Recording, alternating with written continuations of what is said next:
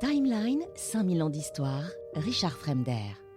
L'invasion de l'Ukraine par la Fédération de Russie a rouvert le spectre, chez certains, de la guerre nucléaire. Aujourd'hui, les deux puissances nucléaires majeures possèdent à elles seules 11 805 bombes, sur un total de 13 080 pour l'ensemble du monde.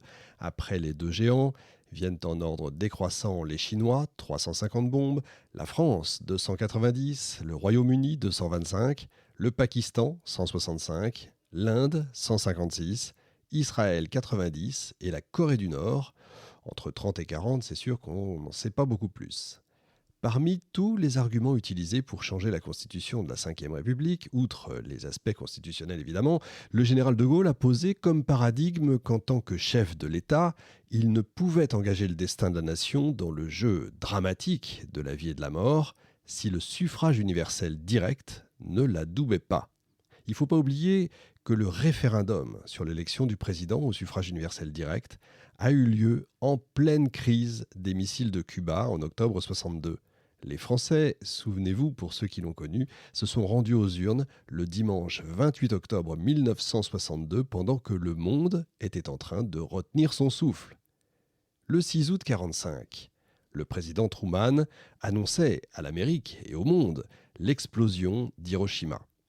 16 heures après l'événement, il a lu un long message radiophonique où il a exalté la fierté du pays d'avoir réalisé le plus grand pari scientifique de l'histoire. L'arme terrifiante semblait conférer enfin aux États-Unis le sceptre de la puissance. Sans un mot de compassion pour les victimes civiles, le président glorifiait en fait le succès unique de l'entreprise. Il vantait le délai très court de fabrication qui avait suffi à son pays pour se doter de l'arme absolue. Avec un ton biblique où perçait la menace d'un nouveau feu de l'Apocalypse, il s'adressait directement à son peuple, évidemment, et indirectement aux dirigeants japonais en ces termes. S'ils n'acceptent pas maintenant nos conditions, ils doivent s'attendre à une pluie de ruines tombant du ciel, à une chose que jamais homme ne vit sur Terre. L'annonce de l'explosion de la bombe atomique a tellement stupéfié les esprits que beaucoup n'ont pas voulu y croire. En 1945, la possibilité non pas de la conception, mais de la mise au point pratique de la bombe atomique paraissait littéralement inconcevable. L'empereur Hirohito a appelé Yoshio Nishima, un des meilleurs physiciens japonais, pour qu'il lui rende compte avec exactitude ce qui était advenu à Hiroshima.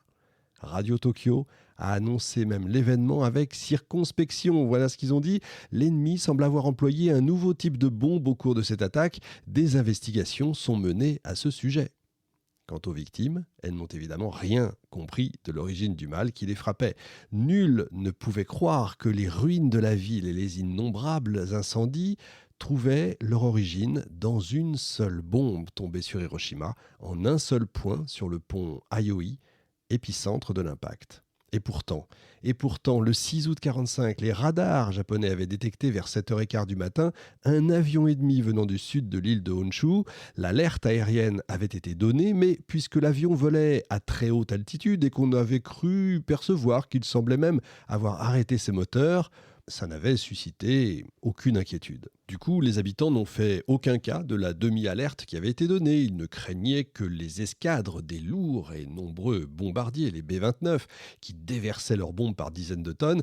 Mais du coup, qu'attendre d'un avion, qu'attendre de grave, en tout cas d'un seul avion ou d'un couple d'avions qui passent comme ça dans le ciel bleu et clair du petit matin. 3 jours après Hiroshima, le 9 août, vous le savez, le Japon a été frappé une seconde fois à Nagasaki. L'empereur et son entourage n'ont pas eu d'autre choix, bien sûr, que la capitulation le 14 août 1945. C'était ce qu'on peut appeler l'an 1 de l'Aera Nuclearia. Une nouvelle ère venait de commencer. La bombe A et la bombe H ont été des concepts théoriques, vraiment théoriques, avant de devenir des engins, puis des produits industriels fabriqués en série. Et l'histoire est longue avant d'en arriver là. À la Troisième République revient en fait la paternité du concept de la bombe. À la Quatrième, la production de la matière fissile et la décision de procéder au premier essai nucléaire. À la Cinquième République, la réalisation d'un système d'armes qu'on appellera Force de frappe, vous l'avez compris, on va parler de la bombe atomique française.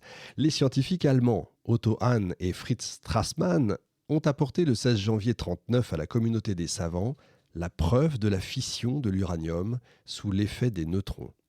Frédéric Joliot, jeune physicien diplômé de l'École supérieure de physique et de chimie, a compris dans la journée du 26 janvier 1939 qu'une réaction en chaîne pouvait être créée au moment de la fission atomique. Enrico Fermi, qu'on connaît par ailleurs, conduisait lui des expériences similaires à celles des Français à la Columbia University à New York. C'est à Paris, en janvier et février 1939, que Lev Kowarski, Hans Alban et Frédéric Joliot ont démontré expérimentalement que sous l'action des neutrons, une réaction en chaîne pouvait se produire.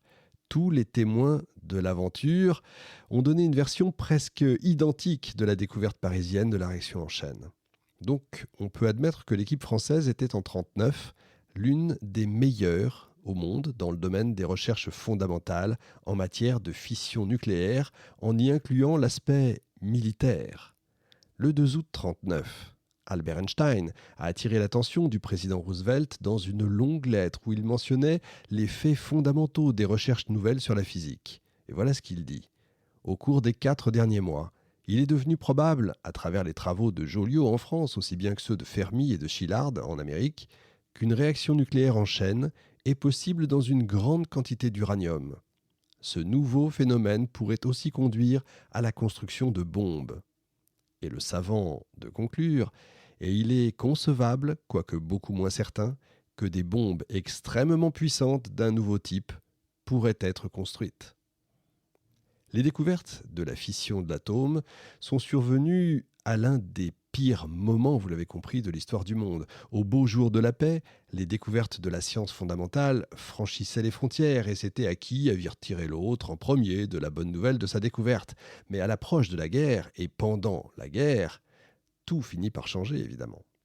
Le 2 février 1939, Léo Szilard définit le risque de prolifération nucléaire. Déjà, il estimait que, je cite, « dans certaines circonstances, cela pourrait conduire à la construction de bombes, ce qui pourrait être extrêmement dangereux en général et en particulier dans les mains de certains gouvernements, évidemment. » Il informait le groupe de scientifiques parisiens qu'il y avait déjà une discussion parmi les physiciens américains pour savoir s'il était opportun, évidemment, de s'en tenir à une ligne de non-publication des découvertes parce que le risque était évident de favoriser la fabrication de bombes atomiques dans l'Allemagne hitlérienne.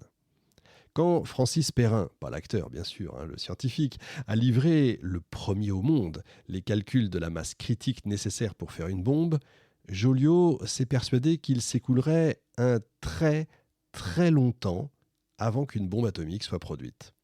Il fallait que la question devienne politique, sans quoi pas un sou ne viendrait du gouvernement pour encourager les recherches de mise au point. Einstein l'avait compris quand il écrivait au président Roosevelt.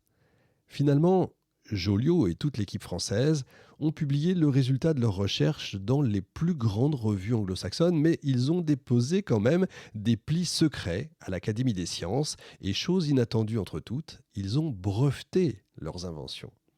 De cette situation de primauté théorique, on va dire, et juridique, allait naître un des plus grands imbroglios militaro-industriels de l'après-guerre, dont on a peine aujourd'hui à comprendre l'importance et je vais essayer de vous l'expliquer bien entendu.